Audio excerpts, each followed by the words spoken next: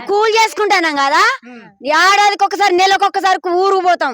మాకు టక్కున దొరకాలి కదా, ఆటో ఎక్కి బస్ ఛార్జ్ పెట్టుకొని పోతాం.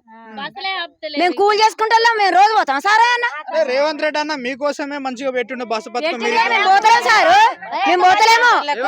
వాళ్ళు నౌకలు చేసుకుంటే వర్తిస్తాయి, అవి బస్సు బంద్ పెట్టాలి. అవి వర్తిస్తలేవు మాకు, మేము కూలి చేసుకుంటేలకు. అదే నౌకరి వాళ్ళు ఇంట్లో మంచిగా ఇంట్లో కూర్చొని నౌకరి దొబ్బుతాండ్రు, మంచిగా ఫ్రీగా పోతాండ్రు. మేము కూలి చేసుకొని పోతున్నాం, పైసలు పెట్టుకొని ఆటోలో పోతున్నాం. ఆటోలలో కూడా గోస పడతారు పాపం.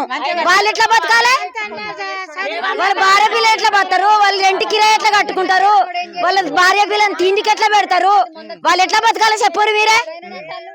చేసేళ్ళకే మంచి చేస్తాండ్రి. ఈ ఆటో వాళ్ళు పాపం ఊర్లు పెట్టుకొని మందులు పోసుకొని సత్తాను భార్య పిల్ల చావలేక. కేసీఆర్ ఉన్నప్పుడు ఏం చేసిండమ్మా? ఏమో సారు మాకు ఏం అర్థం కాదు అసలు. ఈ సారు చన్ని పోగొడతాడు. మంచిగుందా మరి పరిపాలన రేవంత్ రెడ్డి? మంచిగా అనిపిస్తుంది. ఏమో సార్ మాకైతే ఏం అర్థం అయితే లేదు. అమ్మా వాస్తవంగా 100 రోజుల్లో నేను అమలు చేస్తా అని చెప్పిన మాట ఇప్పుడు ఆ మాట కనిపిస్తా ఉన్నదా? రేవంత్ రెడ్డి నిలకడగా ఉందా? జీరో కరెంట్ అయితే వస్తుంది సార్. ఈ బస్సు ఒకటి బస్సు ఫ్రీ వస్తుంది. ఇప్పుడు తెలంగాణ ప్రభుత్వంలో మనకు తెలంగాణ పింఛన్లు పెంచిండు, వికలాంగుల పింఛన్లు పెంచిండు. మన కేసీఆర్ ప్రభుత్వంలో తెలంగాణ తెచ్చిండు. కొన్ని రోజులు ఉపవాసం ఉన్నాడు, తెలంగాణ తెచ్చిండు. కొన్ని ప్రాణాలు పోయినాయి. ఏదో ఆశపడ్డ ప్రాణాలకు తృప్తి లేదు. నిరుద్యోగులు మిగిలిపోయింది. వాళ్ళకు ఉద్యోగాలు ఇప్పుడు ఇస్తారన్నాడు, ఉద్యోగాలు లేవు. 6 పథకాలలో 2 పథకాలు అవ్వపడుతున్నాయి, ఇంకా 4 పథకాలు మిగిలిపోయినాయి. అవి చేయాలని చూస్తాను కానీ అవి చేసేదా పోయేదా మాకు ఇప్పటి వరకు ఇంకా అర్థం కాలే.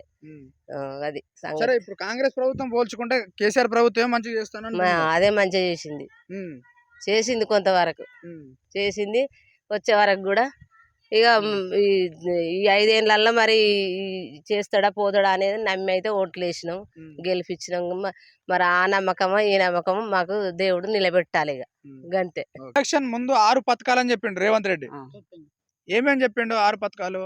2000 ఉన్నదానికి 4000 చేస్తా అని చెప్పిండు, మహిళలకు 2500 ఇస్తా అని చెప్పిండు, కొన్ని పథకాలు చెప్పిండు. బస్సు ఫ్రీ కనిపిస్తా ఉన్నది.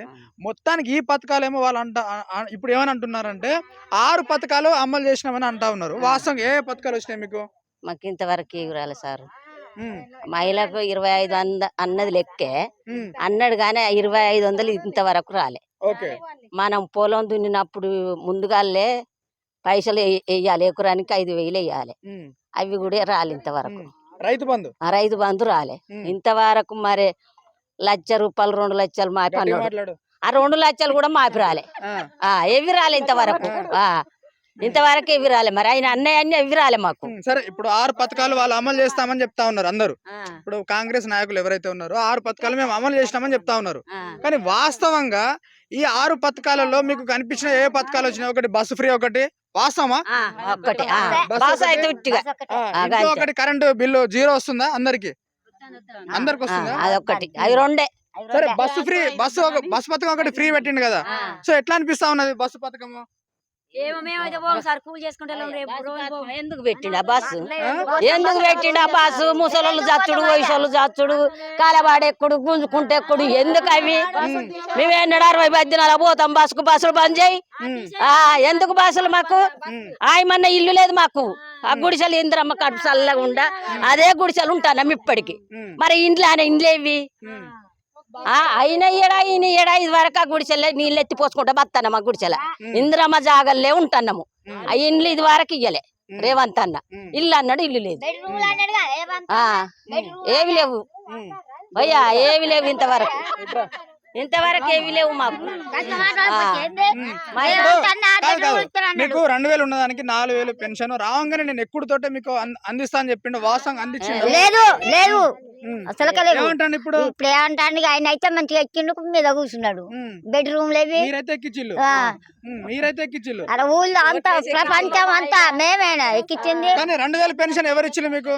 2000 పెన్షన్ కేసీఆర్ ఇచ్చిండు. కేసీఆర్ ఉన్నప్పుడు మంచిగా అనిపించిందా, లేదంటే రేవంత్ రెడ్డి పరిపాలన మంచిగా అనిపిస్తుంది? కేసీఆర్ ఉన్నప్పుడే మంచిగా అనిపించింది. ఏం చేసిండు కేసీఆర్? పింఛన్లు. పింఛన్ ఒకటే చేసిండా? అన్ని చేసిండు.